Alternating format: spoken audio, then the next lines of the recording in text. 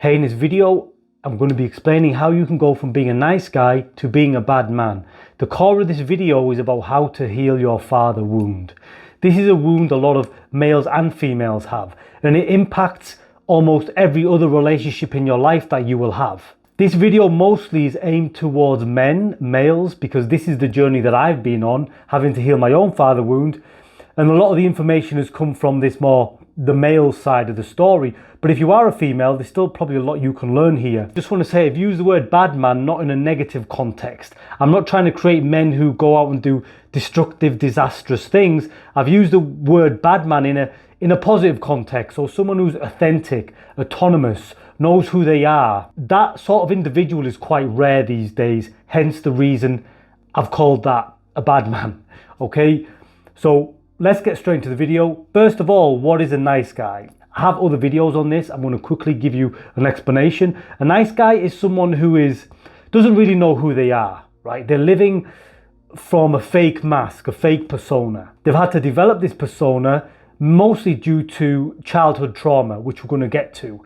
And so they have this fake mask. They're probably a bit of a people pleaser. They are always nice to people because they're trying to get something in return. And usually people don't really respect them very much. The nice guy usually doesn't really live the sort of life he wants or ever gets what he really wants because he's not authentic, which is the crux of the problem. Now, you need to understand why, as a nice guy, you are not authentic. That is what I'm going to show you now, and how you can start to heal that and come back to who you are. I'm going to have to take you back to childhood because this begins in the very, very early stages of your life. So as a baby, you come into the world clean, clear. You don't know anything. You just think everything is you. You probably heard this before. We are so merged with reality. Our ego hasn't developed at all. We believe we are literally everything we experience. And the first individual nearly everyone experiences is their mother, right? This is your mother, this is you. And so for the first part of your life, you form a connection with your mother. She's always there. She's given birth to you. You've been in her belly. She's feeding you. She's always looking after you. So you start to identify with your mother for the first part of your life. Males and females do this. What happens after a short period of time, maybe a year or a little bit longer, you start to realize as a male that there's something different about you and your mother. You probably recognize that there's another person there, a third person, which would be your father or a male caregiver. In that insight, as a young child, you just sense something is different. And the more you begin to grow, the more you begin to feel like, I'm actually not like my mother. I thought that I was for the first part of my life because she's always there and I'm merged with reality. But after a period of time, you realize, you know what, I'm not my mother. Something's different here. There's this third character here, and I seem to be more like this person, which is obviously your father. What should happen is there should be a healthy identification with your father. That can only occur if your father is a healthy person. So if your father is a healthy person, you will begin to identify with him, and that identification with your mother will actually begin to weaken a little bit. The connection's always going to be there, but you sense that you're not your mother. Physiologically, you're not. You're different. That means you need to find out who you are. You can only find out who you are through your father's eyes.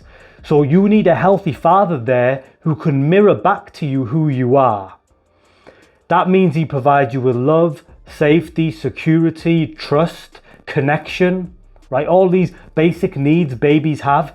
And if you get that from your father, then you will develop as a healthy person. At least at this part of your life journey. You'll understand you're not your mother, there's something different, you are more like your father, and then you form an identification. That identification allows the intrinsic potential of you to come through. Because men and women have different sexual essences, which we'll get to in a minute, but you need that identification with your father so your masculinity can begin to develop. Because masculinity is fragile, right? It's not with you as you are born. It needs to be added through identification with your father.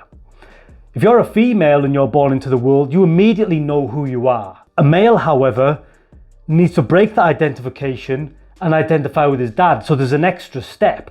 But that extra step to identifying with his father doesn't always go smoothly. Hence the reason a lot of men grow up not really knowing who they are, insecure in their own masculinity because they didn't have a healthy role model there.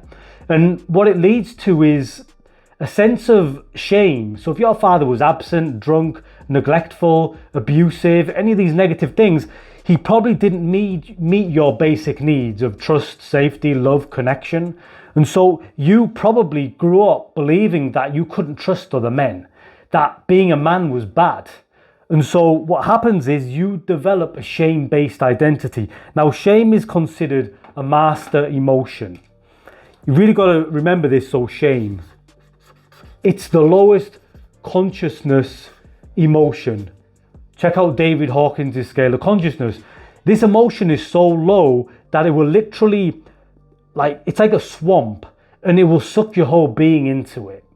So if you're a boy and you don't form a healthy connection with your father, your masculinity and who you are at your core is shamed.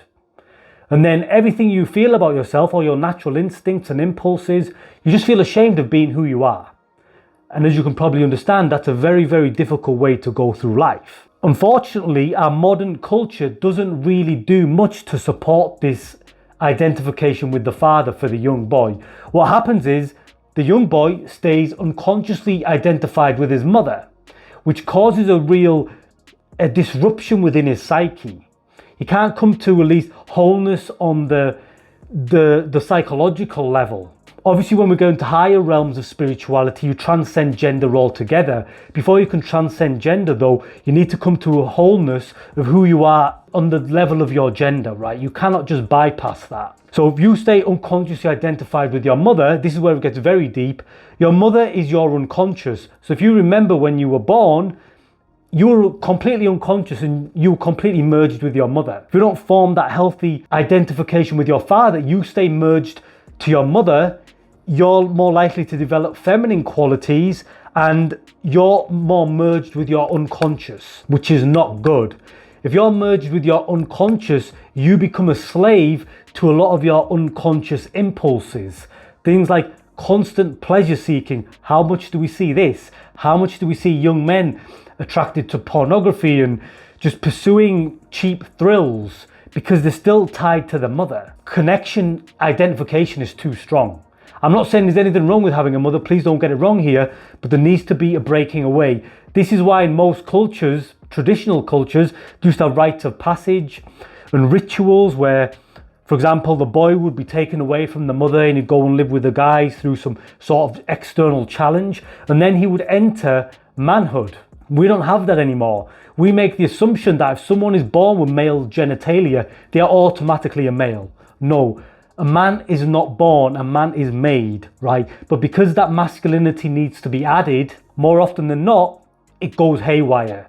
It doesn't actually come through. The good news is you can heal this, okay? Even if you didn't have that healthy role model growing up, your father, who wasn't able to mirror back to you and meet your basic needs, you can heal it. But when you get bound in shame, like I've said, all your natural instincts and impulses get bound in shame. So every time you have a normal feeling, you feel ashamed of who you are.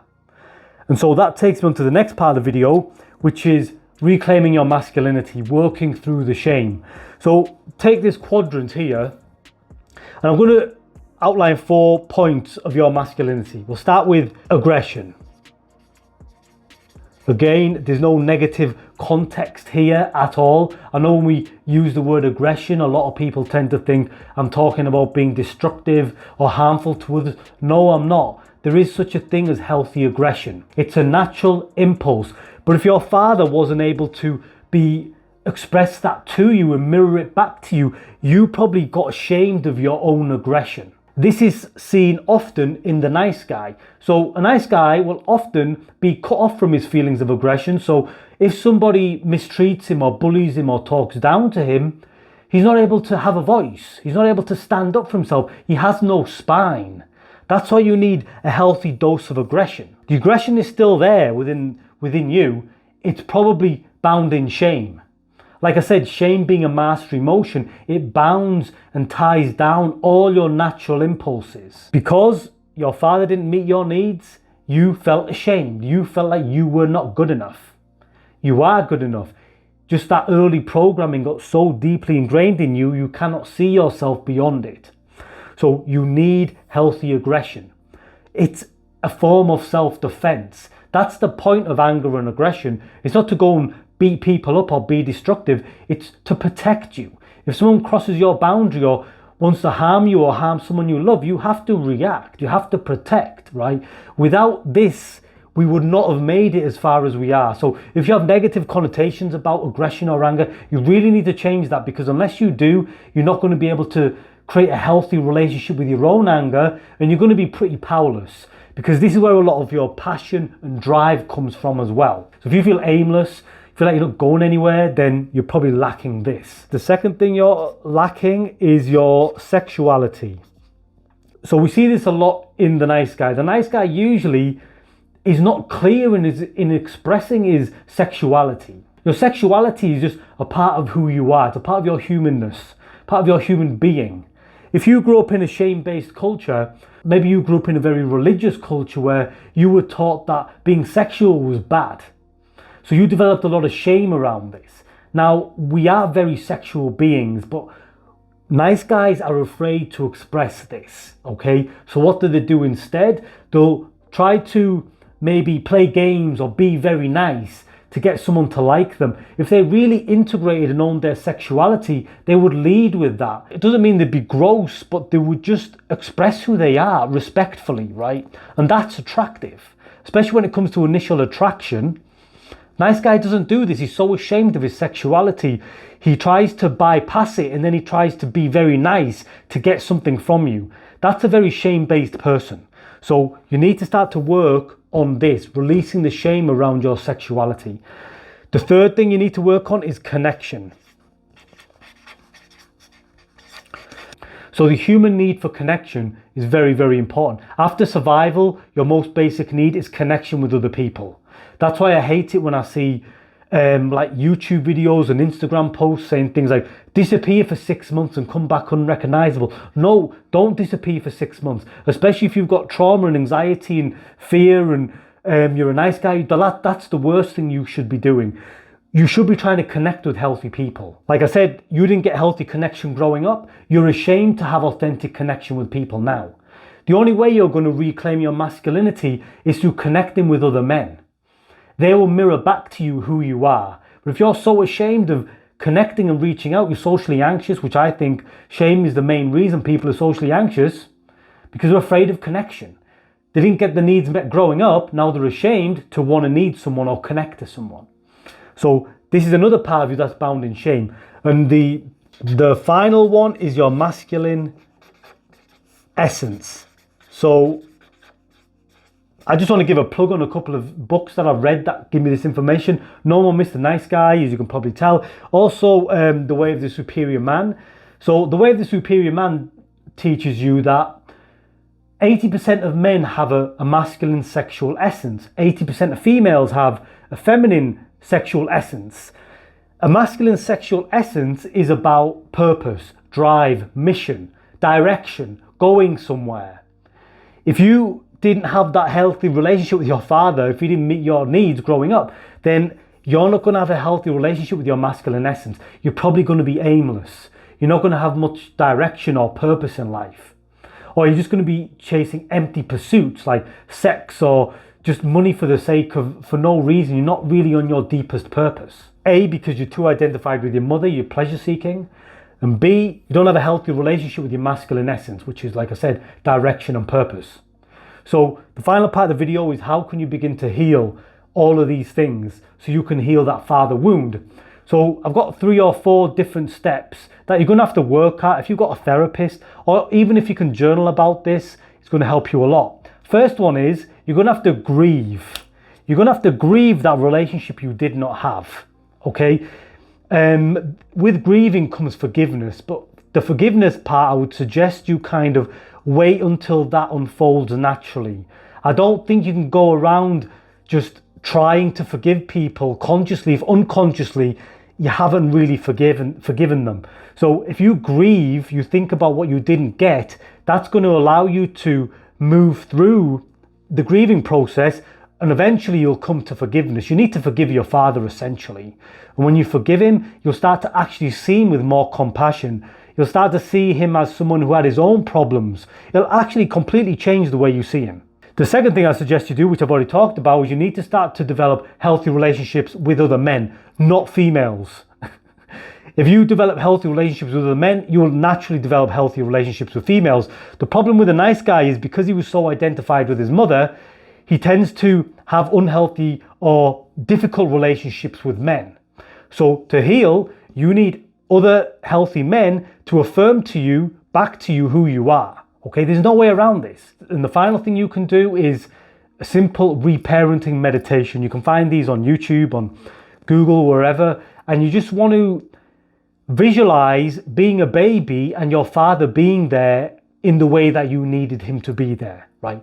You need him to be the way you needed him to be, and you just visualize that and you feel everything that you would have felt.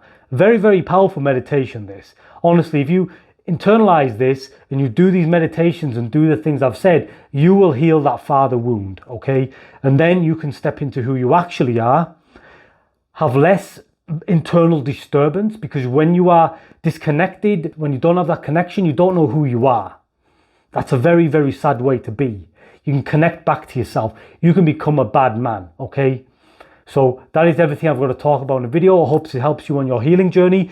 If you have anything to add, hit me up in the comments. But until next time, God bless.